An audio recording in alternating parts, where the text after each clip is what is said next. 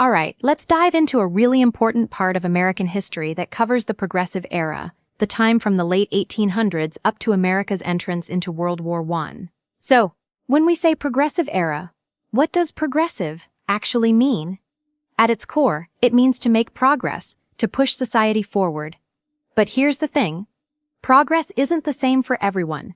Different groups had different ideas about what progress should look like, and that's part of what makes this era so fascinating.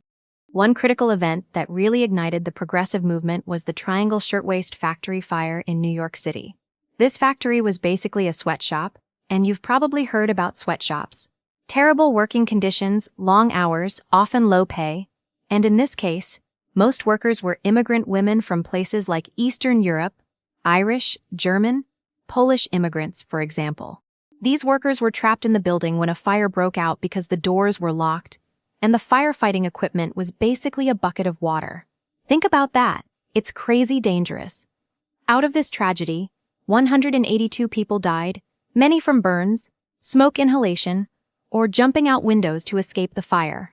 This horrific event grabbed the attention of the American public and pushed progressives to finally take action to improve workplace safety and labor laws. It might seem strange that this tragedy was needed to get people to act, but unfortunately, that's kind of how we work as a society. We tend to pay attention when something awful happens. Think about it today too.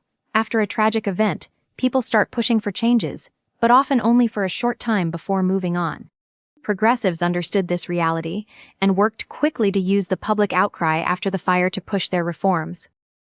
One of their biggest tools was the muckrakers, investigative journalists, who dug into the dirt on powerful corporations and corrupt officials. These journalists were crucial in exposing the bad behavior of wealthy business owners and politicians, spreading awareness among the public. Progressives targeted corrupt judges and lawyers, who often worked with big corporations to keep their misdeeds hidden. If a judge or lawyer was bribed or corrupt, it was easier for corporations to exploit workers or dodge consequences.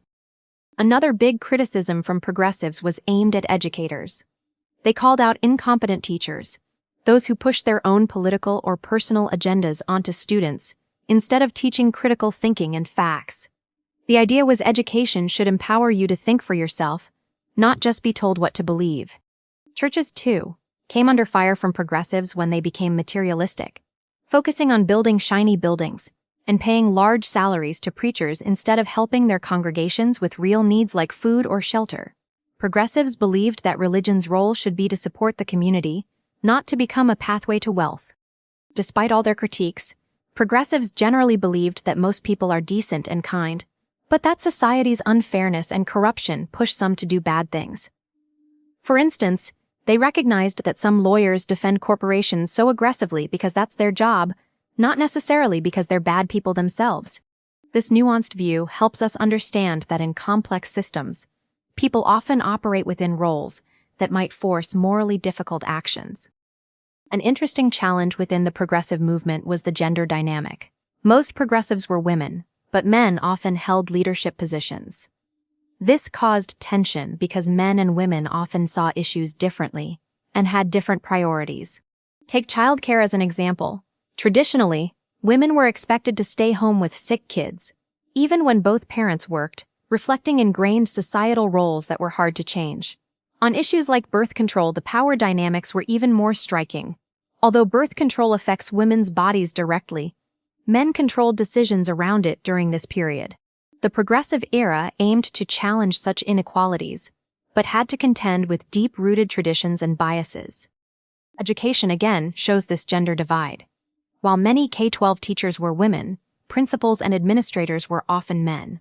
When it came to addressing problems like homework or school policies, often mothers were the ones parents turned to, and women were more involved in PTA meetings and school activities. Healthcare decisions were similarly dominated by men, even though women's health was a central issue. The progressive era pushed for reforms, but changing these entrenched power structures proved challenging. Another problem progressives faced was trying to simplify really complicated issues. Things like climate change, which even now is incredibly complex, were often reduced to simpler, for or against, positions. This refusal or inability to embrace complexity could make it harder to create effective or inclusive solutions. For example, industrialization was vital for poorer nations, trying to develop but conflicted with climate goals. Most progressives wanted to see solutions, but the challenge of balancing growth with sustainability was not easy. Similarly, progressives tended to see things in black and white, good or bad, right or wrong, which doesn't capture the complexity of many real-life situations. Take murder. Obviously, taking a life is typically wrong, but what about war, self-defense, or legal combat situations? The law recognizes that circumstances can justify some cases where a life is taken, but progressives often saw these issues in stark terms, sometimes glossing over nuance. One fascinating contradiction was that progressives claimed to support individual freedom, but also wanted prohibition, banning alcohol manufacturing and sales. Part of this stemmed from the strong anti-immigrant bias within many progressive groups, especially as alcohol and vice were associated with immigrant communities. The country was largely controlled by white Anglo-Saxon Protestants, WASPs, who wanted to separate themselves from these vices but benefit from them indirectly. The mafia, mostly made up of Italian immigrants at the time, controlled gambling, drinking, and other vices. While the Buffetts enjoyed the profits and social privileges, they actively worked to keep immigrants powerless. So, corrupt judges, lawyers, and law enforcement were parts of this system, protecting the mafia and the elite's interests, reinforcing racial and class divides while maintaining social control. Realizing that change starts small, progressives focused on local governments first, city councils and mayors, because it's easier to organize and influence smaller populations than entire states or the federal government. College students, for example, have power because if they unite, they can sway local elections. Imagine tens of thousands of students voting together to demand lower tuition or cheaper textbooks. Local governments are more approachable and responsive, making them perfect targets for early reform. Progressives also pushed municipal socialism, which sounds complicated but really means essential services like water and public transport should be controlled by cities, not private companies. This way, the community can ensure fairness and stop greedy individuals from charging exorbitant prices for necessities like water. It keeps these vital services public and accountable. Another reform idea was the Home Rule Charter, where cities elect their own officials instead of having state governors appoint them. This gave local people more say in their governance, building democracy from the ground up. At the state level, Wisconsin became a model progressive state under Senator Robert La Follette. He exposed how political parties gained control through misrepresentation and people's ignorance. We see that today too. Political parties shape narratives and often manipulate facts or present half-truths, counting on people not to verify information.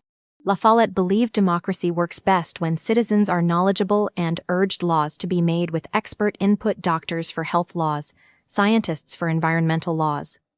This was to prevent uninformed or unqualified politicians from making bad decisions, a lesson that resonates now more than ever. At the national level, the progressive movement centered mostly around one major issue: women's suffrage, the right for women to vote. Back then, politics was seen as a dirty game, too unclean and corrupt for pure women to be involved with. This was a ridiculous stereotype that kept women out of voting booths just because they were considered too innocent or naive for politics. Many believed women should stick to traditional roles: polite, quiet, obedient, focused on home and family, based on Victorian ideals from Queen Victoria's era, where being a lady meant always modestly dressed, soft-spoken, and never challenging male authority. Women who wanted to vote were often vilified for not being ladylike enough. Another internal struggle in the women's suffrage movement was whether to focus only on voting rights or also tackle other women's issues like sexual consent laws. For instance, at that time, the age of consent in Texas was shockingly low, only 10 years old, which meant a lot of harm could be done without legal consequence. Suffragists eventually decided to prioritize getting the vote first, believing that once women had political power, they could change those other laws. Interestingly, men were terrified of women's votes because they couldn't control how women would vote once given that power. Women could vote however they wanted, independently. Men who held political power tried to keep women from voting, fearing loss of control. Even today, some of these old ideas linger. For example, chivalry often means treating women differently based on outdated notions of gender roles, when ideally we should treat everyone equally, expecting all to take care of their responsibilities and respect each other. So, to recap, the Progressive Era was a complex time shaped by tragedy, reform, and major social debates. Progressives worked to fight corruption in law and business, improve education, regulate materialistic churches, and challenge unfair gender roles. They used tragedies like the Triangle Shirtwaist Fire and muckraking journalism to push reforms, while wrestling with contradictions like advocating for prohibition yet supporting individual freedoms. They knew change was hard and started where they could have the most impact: local government. They pushed ideas like municipal socialism to keep essential services public and championed democracy with knowledgeable citizens and expert lawmakers. At the heart was the fight for women's suffrage, overcoming stereotypes, societal expectations, and political opposition to get women the right to vote. And remember, the lessons of the Progressive Era aren't just history. They remind us about the need for informed citizenship, confronting injustice, embracing complexity rather than oversimplifying, and ensuring everyone has a voice in the democratic process. That's something we keep working on today. Alright, that's your deep dive into the Progressive Era. Thanks for sticking with me through all that, and good luck on that exam coming up.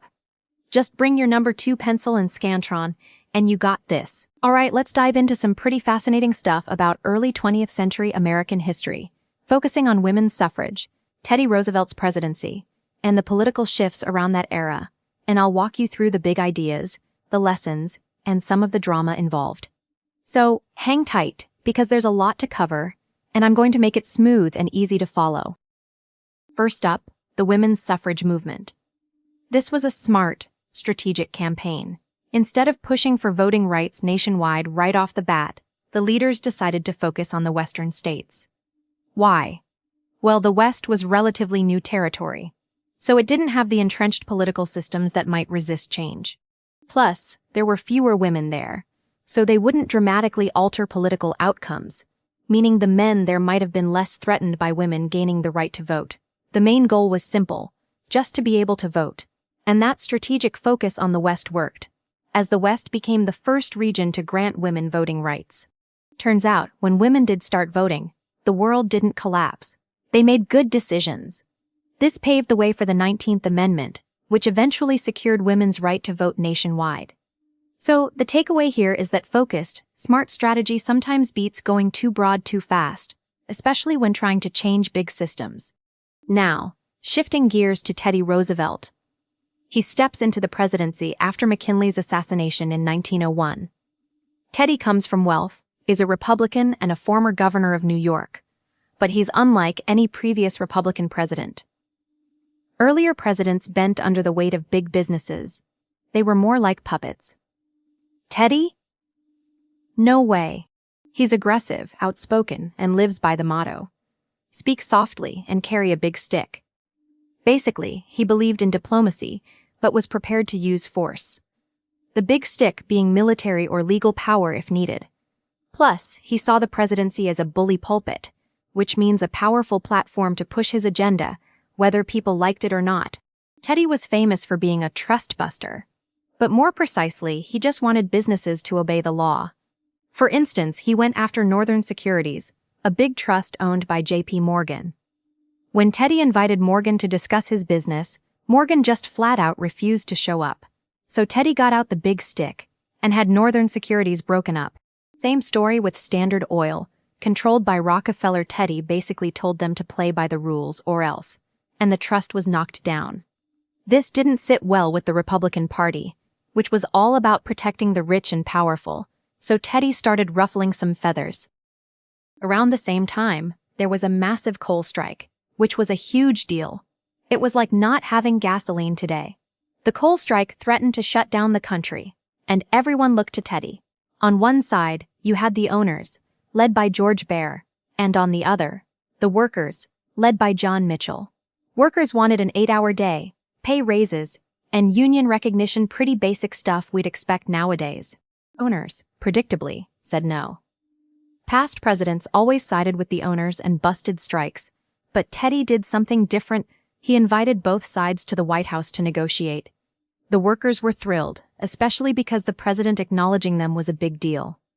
But Bear, the owner, acted stubborn, telling Teddy it was none of his business and that God was on his side. Not a smart move when Teddy's involved.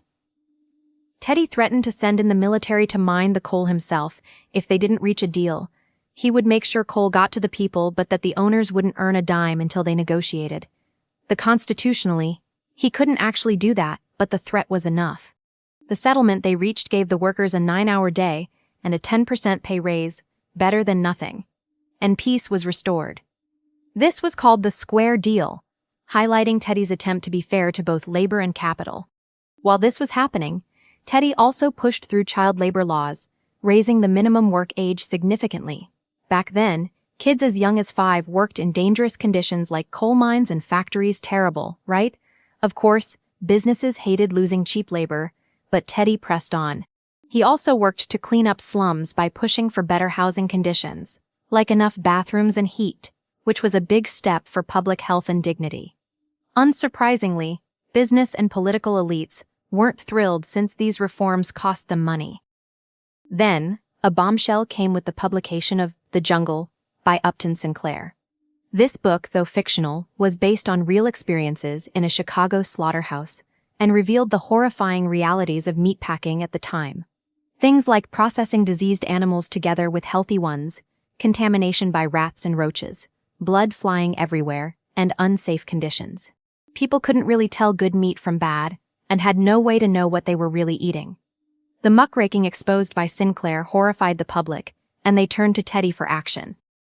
In response, Teddy pushed through the Pure Food and Drug Act, which led to the creation of the FDA, the Food and Drug Administration. The FDA's job became to ensure that food and drugs were safe. Imagine before this act came in, the only barrier between you and your medicine might have been a cotton ball in the bottle. Years later, incidents like the Tylenol murders in the 1980s showed why safety seals were necessary to prevent tampering. This all shows how sometimes tragedy or scandal drives reform. The FDA still has its flaws, but it's a crucial protector of public health. Unsurprisingly, the Republican Party wasn't happy with all these reforms. Things got even more interesting when they called Teddy a liberal, meant as an insult. But Teddy didn't take that sitting down. He promised to show them what a liberal is, and proceeded to protect 130 million acres of land by setting them aside as national parks, places untouched by development or business. This is why Teddy is often called the father of national parks, emphasizing his belief that nature should be preserved for future generations rather than exploited. Imagine a businessman looking at untouched forests thinking, "I can't cut these down now." Yeah, that didn't go over well with his party allies. Teddy also introduced the progressive income tax, which basically says the more you earn, the higher your tax rate. Plus, he pushed the inheritance tax known as the death tax, which taxed money passed down after someone dies. For example, if you inherit money, the government might take up to 40% off the top, arguing you didn't earn it yourself. This was controversial because wealthy families had already paid taxes on that money, so many felt it was unfair. It mostly targeted the rich, which naturally made those rich people work to find ways to dodge the tax legally through clever investments. Teddy even started openly criticizing wealthy elites, a bold move for a Republican back then. As Teddy's time as president was coming to an end, he chose William Taft as his successor. Taft was very intelligent but totally different from Teddy in personality and style, more reserved and less aggressive. He was also the biggest president physically, with funny stories about him supposedly getting stuck in the White House bathtub. Whether true or not, Teddy picked Taft precisely because he thought Taft wouldn't dismantle the reforms Teddy had made. But once in office, Taft did his own thing, and that caused some tension. One example was the Ballinger-Pinchot affair. Ballinger was Secretary of the Interior, responsible for the country's natural resources, and Pinchot was the chief forester under his department. Pinchot criticized Ballinger openly, accusing him of being too friendly to business interests at the expense of conservation. Since Taft was now president, he sided with Ballinger and fired Pinchot, Pinchot, a good friend of Teddy's, went straight to him for support. Teddy felt betrayed and angry, and that feud underscored the growing rift between Teddy's progressive policies and Taft's more conservative approach. This all set the stage for the 1912 presidential election, which would become a real showdown.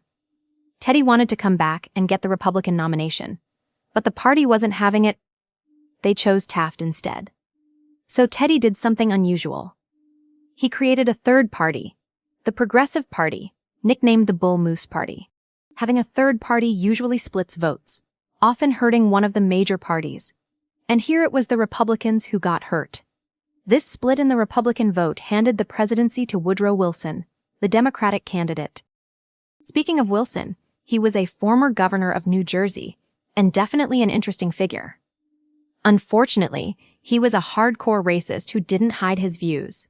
He even supported a movie glorifying the Ku Klux Klan, showing just how openly racist he was. On top of that, Wilson thought he was the smartest person in every room, refusing to really listen to advice from experts or critics. Sound familiar? This hubris often backfires, and having such a closed mind doesn't help a leader make sensible decisions.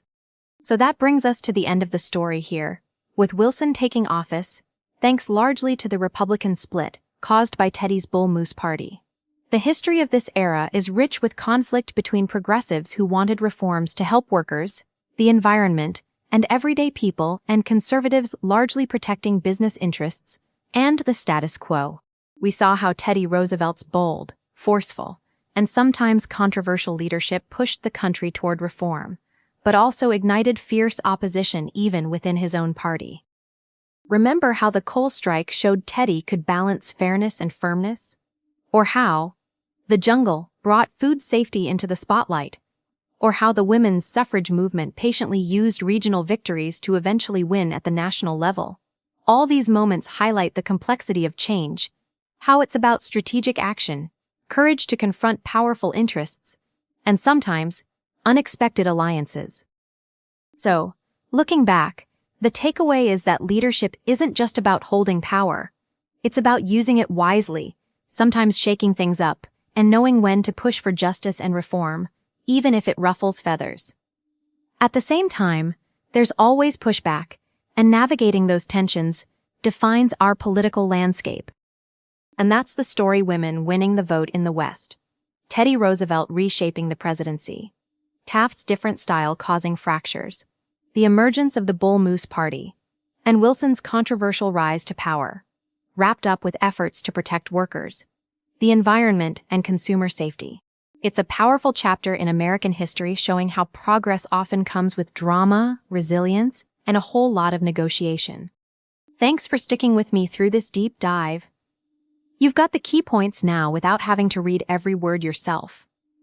Hopefully, this recap leaves you with a clear picture of those times and the people who shaped them. All right, let's dive into some fascinating and complex moments in American history, focusing mainly on the early 20th century, with a spotlight on significant laws, racial tensions, imperialism, and the Spanish-American War.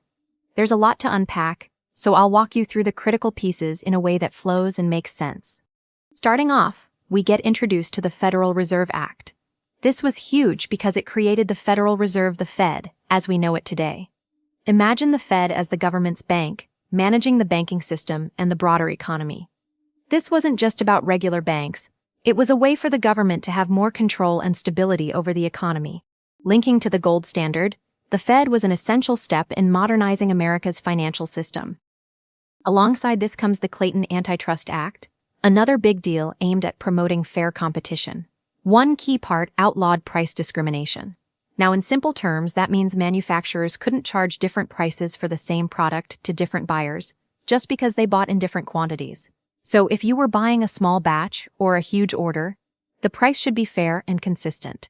This stopped bigger buyers from unfairly squeezing out smaller buyers with lower prices and helped prevent monopolistic abusing power. But that wasn't all. The act also outlawed interlocking directorates. What does that mean? Think about manufacturers pushing unwanted products alongside popular ones. For example, a grocery store might sell a popular Gatorade flavor.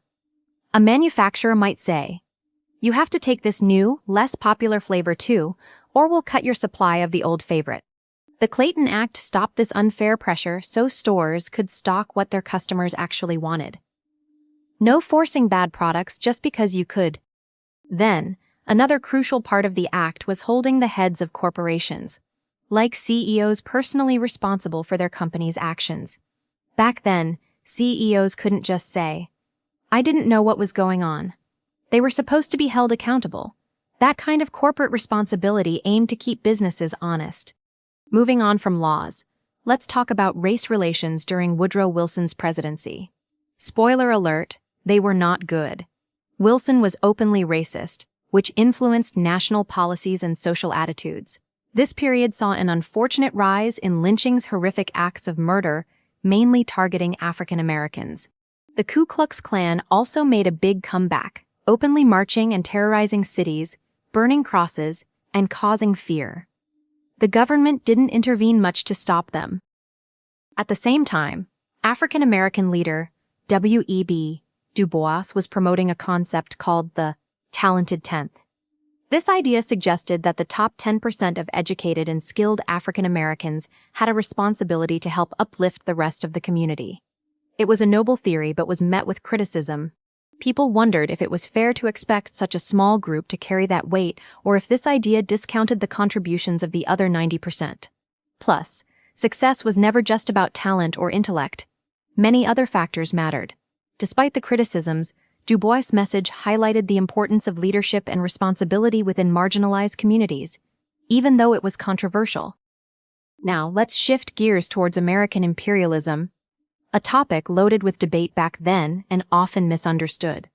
The U.S. had just expanded coast to coast, fulfilling what was called manifest destiny, the belief that Americans were chosen to spread across the continent. But by the 1890s, the question became, should the U.S. extend beyond its borders? Should it become an imperialist nation? That meant controlling lands and peoples outside the continental U.S. There were four main arguments in favor of imperialism. First, social Darwinism. The idea that only the strongest nations survive and dominate, applying Charles Darwin's survival of the fittest theory to countries. If America was strong, it should assert power. Second, the belief in the superiority of the Anglo-Saxon race. This wasn't just about being white, but specifically tied to English heritage and those European nations close to England, suggesting America's culture was better and had a duty to spread. Third, spreading wealth was seen as an obligation. Americans thought they should share their prosperity with other nations. And lastly, there was a strong wish to spread Christianity around the world, mostly through missionaries.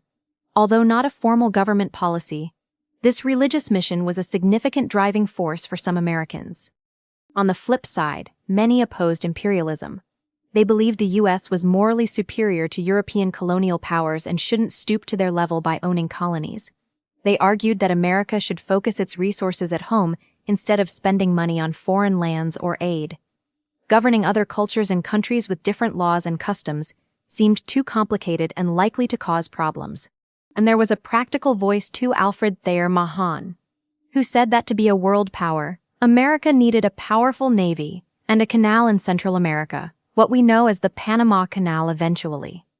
Mahan's ideas, known as Mahanism, pushed the country toward expanding its reach to support naval strength, which was almost universally agreed upon as essential for global influence.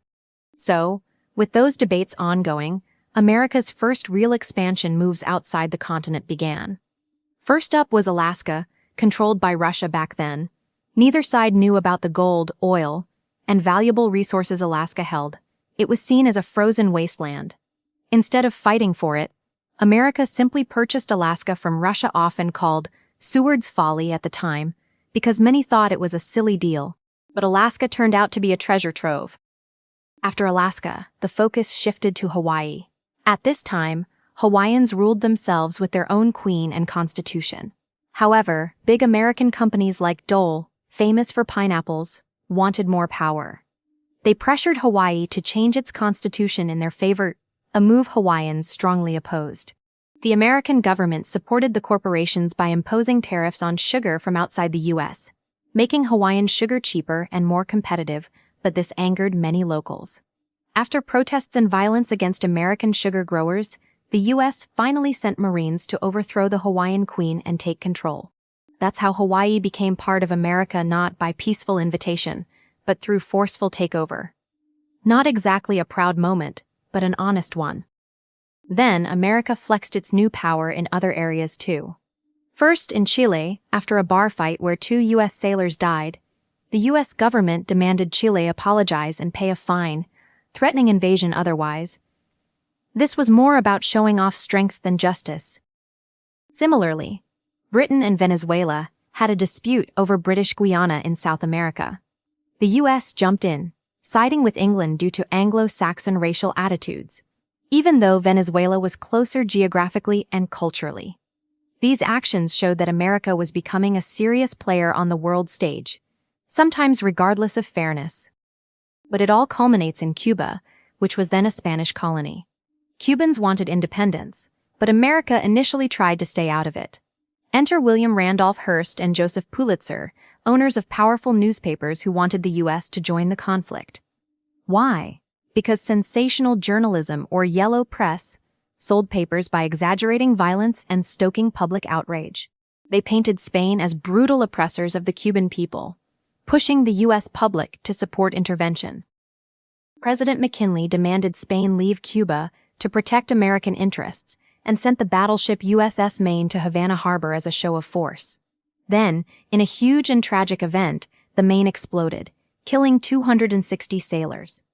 Although it was later discovered that the explosion was an accident caused by a fire igniting gunpowder, the yellow press blamed Spain outright, whipping up support for war. Congress declared war on Spain, the Spanish-American War. The U.S. said it was about freeing Cuba, but the military moves tell another story. The first action was sending Commodore George Dewey to take the Philippines, which were also controlled by Spain. The U.S. quickly defeated the Spanish forces because Spain was exhausted and had weak resources. However, the war had a grim toll. About 5,700 Americans died, but only around 700 in battle. The rest died mainly from poor conditions, poisoned food, bad ammunition causing weapon malfunctions, and malaria, a deadly tropical disease. It shows how much more dangerous disease and logistics were than combat in some wars. Once the war ended, the Treaty of Paris was signed. Cuba was declared independent. But notably, the treaty didn't guarantee full sovereignty, meaning the U.S. still controlled various aspects behind the scenes. America also took full control of the Philippines, Puerto Rico, and Guam. These territories became American protectorates, not fully equal to states. For instance, Puerto Rico sends representatives to Congress, but they can't vote. The Filipinos, expecting their own independence after Spain was kicked out, were furious and resisted U.S. control. This sparked the Filipino-American War, a brutal conflict many Americans don't learn about. The U.S. military committed horrific atrocities, starving people in concentration camps, killing women and children, and violently suppressing resistance. This was a war of race and religion as well, with Filipinos mostly Muslim and seen as inferior by many Americans. It was part of America's grim message on the world stage: defy us and face consequences. So, looking back, this period shows a country transitioning from a continental power to an imperial one, with all the good and terrible that entails. From creating financial stability with the Fed, promoting fair business practices with the Clayton Act, to grappling painfully with racism, and then aggressively expanding its reach overseas, America's journey was complex and often contradictory. And that's the story: laws that shaped the economy, racial conflicts that scarred society, and imperial adventures that defined the nation's role in the world. It's a lot, but understanding these moments helps us see how today's America was shaped, for better and worse. Thanks for sticking with me through all that history. Hopefully, it gives you a clearer picture of those times and why they still matter. If you enjoyed this episode, share it with History Pen Pal. Anyway, let's start with China. So after the U.S. finishes up in the Philippines, they have their eyes set on China. Obviously, right? Yeah, I get it. China's huge, like the biggest population ever. And lots of cheap labor and a massive market. Definitely tempting for the U.S. Exactly. But the catch is Russia, Japan, and Germany are already there, carving up China into what we call spheres of influence, which is basically, hey, this bit of China is mine. So it's like they're claiming territory without actually conquering the whole country, kind of like setting up your own little property sign. No trespassing? Spot on. But the US can't just storm in, so they come up with the open door policy. They say, hey, if you let us in, we'll respect your spheres. Uh-huh. But knowing a bit about history, I'm skeptical. Does anyone actually respect spheres of influence in this context? Especially with big powers involved? Right? Russia, for example, flat out says no. Japan and Germany give what we call "we'll see," which is a polite no.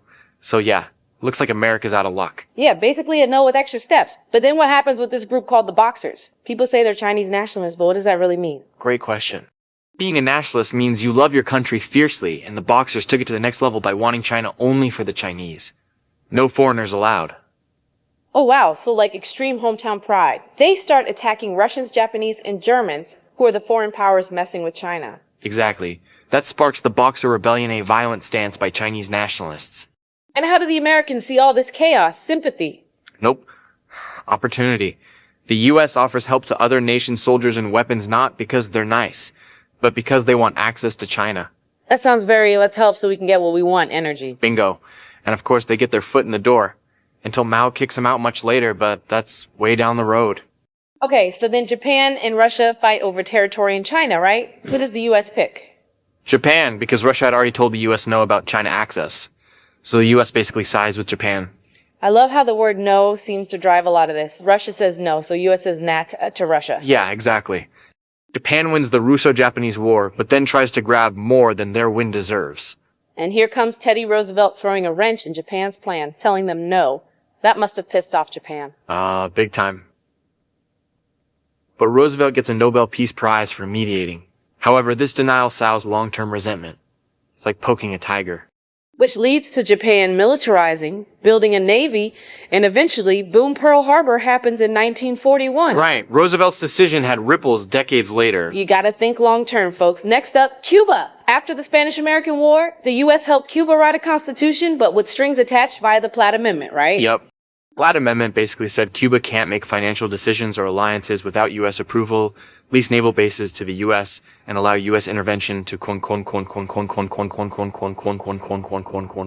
Wait, so Cuba basically signed away its sovereignty? Sounds like, sure, be independent, but we can boss you around anytime. That's exactly it. If you want independence but with a leash, sign here. And like a smoking gun, we still have Guantanamo Bay Naval Base today as proof of that deal. Guantanamo, a place everyone remembers from post 9/11 stuff. Nice historical link. What about Puerto Rico and Guam? After the Spanish-American War, we took those too. How are they different? They're American protectorates. They belong to the U.S., but don't have full rights like states. They send representatives to Congress but can't vote.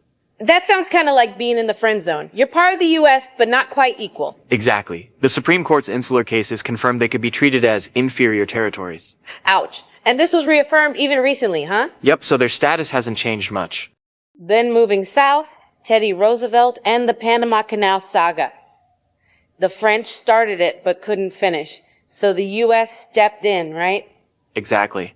The French were stuck, so the U.S. bought the project for $40 million. But there was a snag: we didn't own the land. So owning the project but not the land is like building your dream house on someone else's yard. Perfect analogy. Panama was part of Colombia, so the U.S. offered Colombia $10 million plus rent for the land. And Colombia said? No. Again with the no. Teddy hates that word. Absolutely. Instead of war, well, kind of a sneaky war, Roosevelt helped Panama declare independence from Colombia.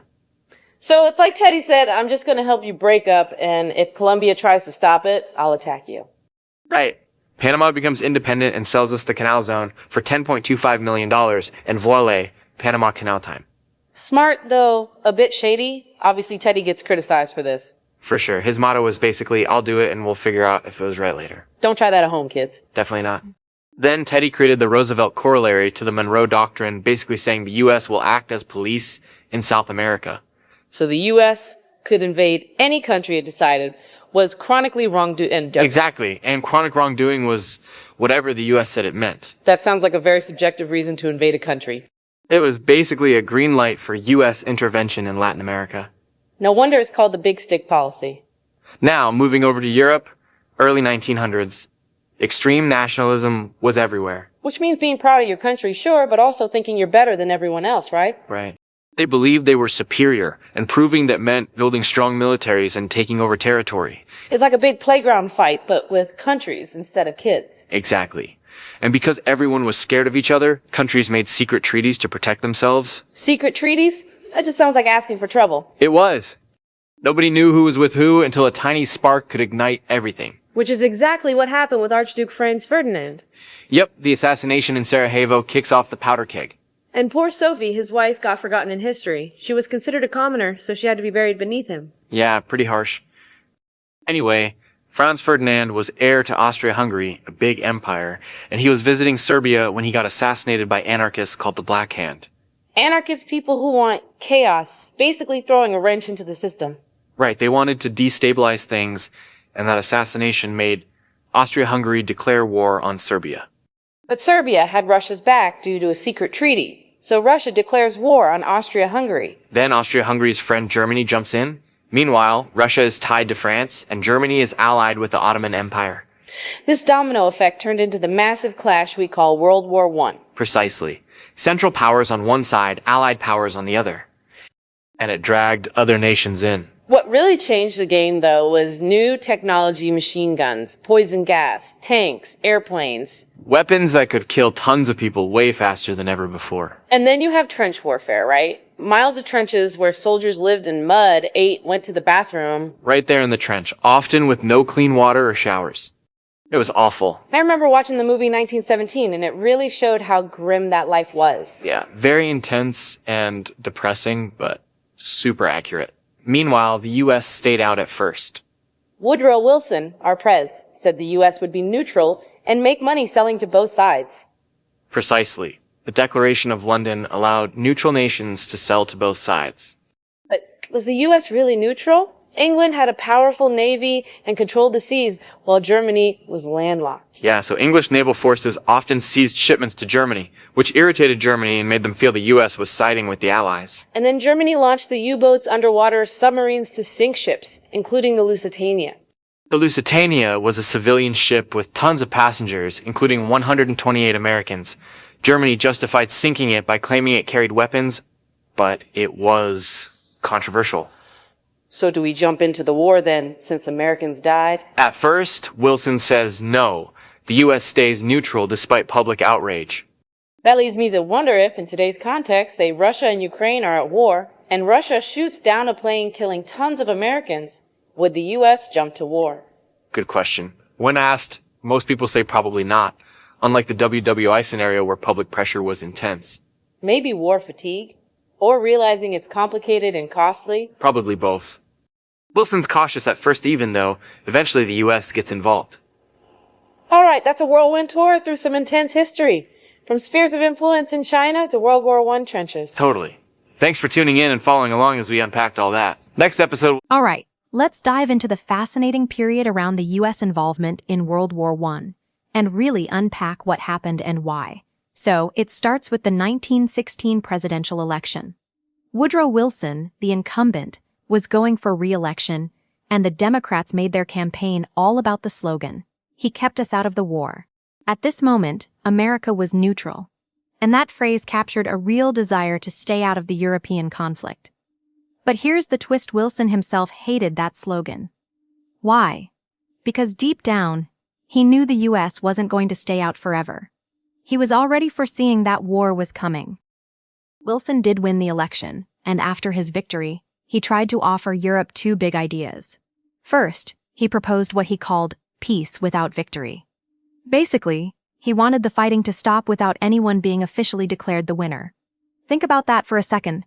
The war had been raging since 1914, and Wilson's hope was that they could just call it quits and avoid the devastation continuing. However, if you put yourself in Europe's shoes, would you accept peace without a winner after all this bloodshed? Probably not. They were committed to seeing their side come out on top. The second idea Wilson had was about a new world order, where every nation would be self-governing and no country would dominate another. Sounds pretty fair and peaceful, right? But again, Europe wasn't on board. Remember, many European powers had colonies and didn't want to give those up. So, his visions were noble but clashed with the reality of political ambitions at the time. Now, the US wasn't pulled into the war over direct attacks or huge American casualties initially. There were some American lives lost, but not enough to spark a full entry. What really nudged the US into war was the infamous Zimmermann telegram. This was a secret message sent by Germany to Mexico, intercepted by the British intelligence. Germany promised Mexico that if they attacked the US, and kept them busy, once Germany won, Mexico would regain lost territories like Texas, New Mexico, Arizona, and yes, even Florida was mentioned. Wild, right? Mexico quickly turned that offer down because realistically, even with Germany winning, which was uncertain, they had no power to reclaim American lands. Still, the British handed the telegram over to Wilson, basically forcing his hand, with a bit of pressure. They essentially said, "If you don't act, we'll reveal that you knew about this threat and did nothing." So yeah, a bit of diplomatic blackmail was involved. Fast forward to April 6, 1917, and the US officially enters World War I. Were we ready? Not really. No country ever is truly ready for war, but once the declaration was made, things moved quickly. The government created several agencies to mobilize the economy and society for war. One key agency was the War Industries Board, or WIB. Its job was to control prices on goods and services vital to the war effort. Why? Because the government didn't want businesses gouging consumers or the military. Imagine if suddenly lumber or steel prices skyrocketed just because they could. The WIB kept things in check and also introduced rationing to make sure necessities like meat, gasoline, rubber, and sugar didn't run out. Ration books were handed out so everyone got a fair share, although some opportunistic groups, like the mafia, found ways to profit by then selling ration numbers illegally. Classic black market stuff. Then there was the Food Administration. Its mission was simple but crucial. Make sure farmers got paid fairly so they kept producing food. Because without enough food, the nation, and the army, couldn't survive. Farmers were the unsung heroes in this effort, and the government made sure to support them. Another important group was the National Labor Board. Now, this one had a tricky job. It protected unions to keep workers happy and productive, but also prevented strikes to avoid disruptions during the war. So they kept a delicate balance supporting workers but stopping them from halting production at key moments.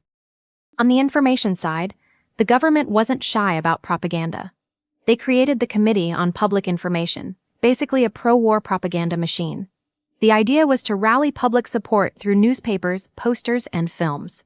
One of their main messages was that this war was a fight to save democracy, which wasn't exactly true but helped justify the government's actions, even some that limited individual freedoms. And speaking of freedoms, the government passed the Sedition Act, which made it illegal to criticize the war effort or the government. You could actually go to prison for speaking or writing anything deemed harmful to national unity. The government basically said, "We're at war, so don't question us." A famous example was Eugene Debs, a politician who spoke out against the war and was sentenced to 10 years in prison. He was standing up for the First Amendment, which is ironic given the whole situation. Another group that popped up during this time was the American Protective League, a civilian organization that acted like Neighborhood Watch for patriotism. They made sure people bought Liberty bonds, which were war bonds meant to finance the conflict. If you worked in a factory and didn't buy a Liberty bond, the League might pressure your employer to fire you to keep the company's reputation American. It was an intense peer pressure and spying culture, with neighbors encouraged to spy on each other, especially focusing on people with German heritage or others considered suspicious. German culture, naturally, became a target. German language instruction was pushed out of schools. Even foods with German names got rebranded. Sauerkraut became Liberty cabbage. It's a funny but telling example of wartime nationalism. And hey, this kind of stuff didn't just happen in World War I. Fast forward to the 1990s Gulf War. And remember how French fries got renamed Freedom Fries in some places because France wouldn't let American planes fly over during the conflict. History does repeat itself. Back to the draft. Johnson signed the Selective Service Act, which still exists today. Every male citizen aged 18 to 25 had to register for the draft. Women didn't have to register, and only this narrow age range was targeted because young men were considered the best soldiers. You know why? Partly because they tend to feel invincible and take risks without thinking too much. Their brains aren't fully matured yet, especially the parts controlling judgment and risk assessment, and that makes them more likely to follow orders like storming a dangerous hill without hesitation.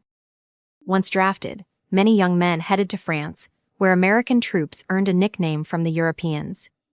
They were called doughboys. Not the most flattering, as it suggested they were either a bit doughy or just innocent and inexperienced. Compared to European soldiers who had been battle-hardened for years, Americans looked fresh but naive. And that inexperience brought challenges beyond fighting. For example, a big problem was sexually transmitted diseases like syphilis and gonorrhea. Soldiers spent so much time away from home and in stressful conditions that many contracted STDs, which injured the Army's effectiveness. Commanders had to impose restrictions on soldiers going off base to try to control it. They even had different categories for women: red lights, who interacted with officers, and blue lights, who were with soldiers. Medical treatments back then were rough and not very effective, adding to the hardship. Despite these challenges, once American troops started arriving in force, Germany realized they couldn't win against the fresh American reinforcements. Among the many troops were special groups like the Harlem Hellfighters, a predominantly African-American regiment from Harlem in New York City. These soldiers led some of the longest combat deployments alongside the French because the U.S. Army was still segregated. The Hellfighters not only proved themselves on the battlefield, but also introduced jazz music to Europe, a uniquely American art form created by African Americans. Jazz brought new rhythms, culture, and life to Europe during this grim time, and it's fascinating how cultural exchange can come out of even the darkest situations. Speaking of individual soldiers, Private Cerna was the most decorated soldier from Texas during World War I. He was an immigrant from Mexico and should have received the Medal of Honor multiple times but didn't, mainly because he didn't speak English well and racial and ethnic biases played a role in denying him full recognition. His story shows how prejudice was still strong even in moments of heroism. When talking battles, one of the most brutal was the Battle of the Argonne Forest. This battle lasted about 2 weeks but was devastating. About 120,000 American soldiers were killed or wounded in that short time. To put it into perspective, compare that to over 20 years in Afghanistan, where there were around 2,459 casualties.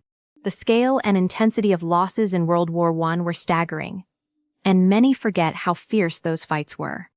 Finally, the war ended on November 11, 1918, at precisely 11 a.m. This moment has been commemorated ever since, marking the bloodiest conflict to that point in history. As the war drew to a close, America began adjusting to peacetime, but the impact of these events shaped the nation in profound ways. So, in a nutshell, we went from staying neutral to being thrown into a massive, brutal war driven by political pressures, intercepted telegrams, and strategic considerations. We saw the government vastly increase control over the economy and society, often at the expense of civil liberties, all under the banner of saving democracy. Soldiers were young, inexperienced, and faced grave dangers both from combat and disease. Yet, amidst all the hardship, groups like the Harlem Hellfighters made lasting contributions not only militarily but culturally. And once the war finally ended, those experiences laid the groundwork for how the U.S. would approach global conflicts in the future.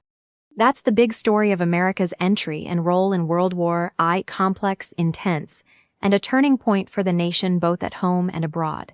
Hopefully, this recap gives you a clear picture of the main players, the key events, and the real human experiences behind the history books. Thanks for listening, and stay curious.